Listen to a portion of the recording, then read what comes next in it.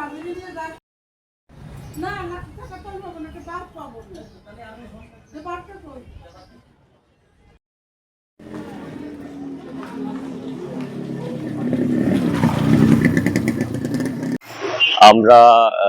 দেখছি যে বিগত দিনের চাইতে বর্তমানে গ্যাসের অনেক দাম। এই দাম মোকাবেলা করার মতো পরিস্থিতি আমাদের মতো মধ্যবিত্ত নিম্ন আয়ের মানুষের নাই। তো আমরা চাচ্ছি যে সরকারের কাছে যে গ্যাসের দামটা যদি নিয়ন্ত্রণ থাকতো, তো আমরা সবাই মোটামুটি ভাবে জ্বালানি সংকট থেকে বেঁচে যেতাম। তো গ্যাসের বর্তমানে যে দাম, সারাদিন যে ইনকাম হয় বা মাসে যেভাবে মানুষ গ্যাস চালায়, সেভাবে সেই সংকট মোকাবেলায় আমাদের মতো দরিদ্র মানুষ এই গ্যাস কিনতে পারছে না। এই জন্য সরকারের কাছে আকুল আবেদন যেন গ্যাসের দামটা একটু নিয়ন্ত্রণ করে। যে গ্যাস ব্যবহার করতেছি, যে গ্যাস আসতেছে, আগে যে দাম কিনতাম তা সেটা তো আমরা এখন পাচ্তেছি না। আমরা তো গরিব মানুষ। আগে তো আপনার 1550 বা 1480 দিয়ে কিনতাম, এখন তো আপনার 2100-2200 টাকা হয়ে গেছে। এখন আমরা কীভাবে কী করবো?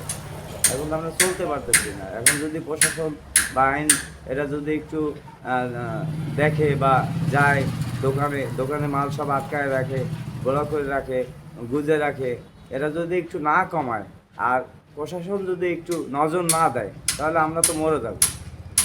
আমরা যে খাইটে খাওয়া মানুষ, আমরা কি করব? আমরা চাই যে সরকার যে রেটটা করছে এইটা করলে আমাদের যাও কাছে একটু তো কমবে। আমরা 2 কেজি চাইলের পয়সা তো আমাদের বাঁচবে, বলেন। গ্যাসের দাম যেভাবে দিন দিন বাড়তিছে, তাতে আমাদের যে প্রতিদিনই আয় ইনকাম, তাতে গ্যাস কিনে ব্যবহার করব সেই থাকছে না। তো আমরা সরকারের প্রতি আকুল আবেদন জানাবো, সরকার যেন এই জিনিসটা খেয়াল করেন এবং আমাদের পক্ষে ক্রয় ক্ষমতার ভিতরে থাকে গ্যাস, এটা যেন সরকার করেন। এটা হচ্ছে আমাদের দাবি। দিন দিন শুধু বাড়তিছে গ্যাসের দাম, নিত্য পণ্যের দামও তো বাড়তিছে অল্প করে। তো আমাদের সরকারের প্রতি দাবি যেন গ্যাসের দামটা নিয়ন্ত্রণে রাখে।